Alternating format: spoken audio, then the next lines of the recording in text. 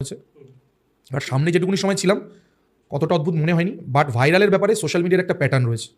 আমি যেহেতু by profession ডেটার একজন লোক, আমি ডেটা অবজার্ভ করি এবং যে ডেটা তোমার দেখে 2 2 4 মনে হয়, আমি সেটা 2 2 5 দেখতে পাওয়ার একটা অভিজ্ঞতা রয়েছে আমার কর্মজীবনের জন্য। যেটা তুমি খালি চোখে দেখছো, ডেটা ইন্টারপ্রেট করলে অন্য কিছু বেরোয়। Virality is a circle. আমি যদি তোমার অঙ্কের কথা বলি, প্রথমে যে যখন ভাইরাল হয় পজিটিভ ওয়েতে, সার্কেলটা গিয়ে শেষ হয় তাকে নেগেটিভ ওয়েতে ভাইরাল করা অবধি। এটা একটা চক্র, সোশ্যাল মিডিয়া চক্র। বাবা কি ধাবা মনে আছে? যেখান থেকে শুরু করেছিলেন দোকানে, আজকের দিনে আবার ভিডিও হচ্ছে উনি সেই দোকানেই ফেরত এসেছেন সব কিছু হারিয়ে। এই পুরোটাই কিন্তু উনি নিজে করেননি, লোকে বলবে ওনার দোষে হয়েছে। এই পুরোটাই কিন্তু কন্টেন্ট ক্রিয়েটার এবং এই ভাইরালিটি ট্যাগটাই জড়িত। যতক্ষণ না মানুষ একটা লোককে যেখান থেকে শুরু হয়েছে সেখানে ফেরত আনে, ততক্ষণ কিন্তু মানুষের তৃপ্তি হয় না।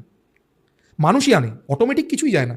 তুমি প্রথমে বলতে শুরু করলে ওনাকে ডোনেশন দাও, ওনাকে ডোনেশন দাও, ওনাকে ভালো করো, ওনাকে ভালো করো। তারপরে তুমি বলতে শুরু করবে ওনাকে